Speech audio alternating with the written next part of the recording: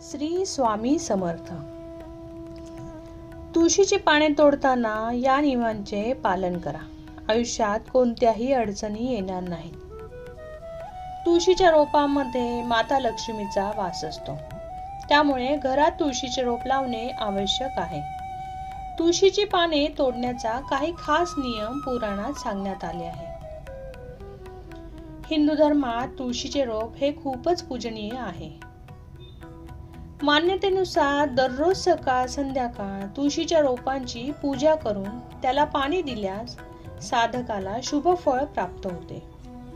तुळशीच्या रोपामध्ये माता लक्ष्मीचा वास असतो, त्यामुळे घरात तुळशीचे रोप लावणे आवश्यक आहे.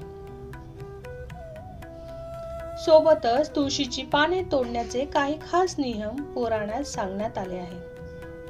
जर त्याचे पालन केले नाही तर व्यक्तीला जीवनात अनेक समस्यांना सामोरे जाऊ शकते. चला तर मग जाणून घेऊया तुळशीची पाने तोडताना कोणत्या गोष्टी लक्षात ठेवाव्यात. तुळशीची पाने तोडताना काही गोष्टी लक्षात ठेवाव्यात, त्या म्हणजे तुळशीची पाने नखाने तोडू नयेत. त्याची पाने हलक्या हाताने तोडून घ्या. हिंदू धर्मात तुळशीच्या रोपाला अधिक महत्त्व आहे.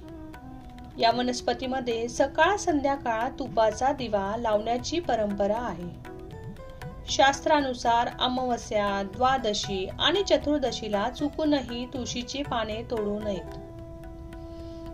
याशिवाय एकादशीच्या दिवशी तुळशीची पाने तोडणे वर्ज्य आहे. एकादशीला भगवान विष्णूला तुळशीची पाने अर्पण करण्याची असेल तर ती एक दिवस आधीच तोडून ठेवावीत.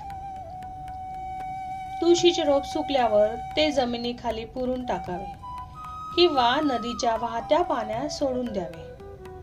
वाळलेली तुळस अस्वच्छ ठिकाणी फेकू नका, कारण या वनस्पतीमध्ये लक्ष्मीचा वास असतो. तुमच्या घरातील तुळशीचे रोप जर सुकलेले असेल तर त्या ठिकाणी नवीन रोप लावू शकता. तुळशीचे रोप लावण्यासाठी गुरुवारचा दिवस हा शुभ मानला जातो. जर तुळशीची पाने पिवळी पडून ती पडू लागली तर याचा अर्थ तुमची उपासना कमी पडत आहे, त्यात काही अडथळे आहेत. अशा स्थितीत विधीनुसार पूजा करणे आवश्यक आहे. श्री स्वामी समर्थ.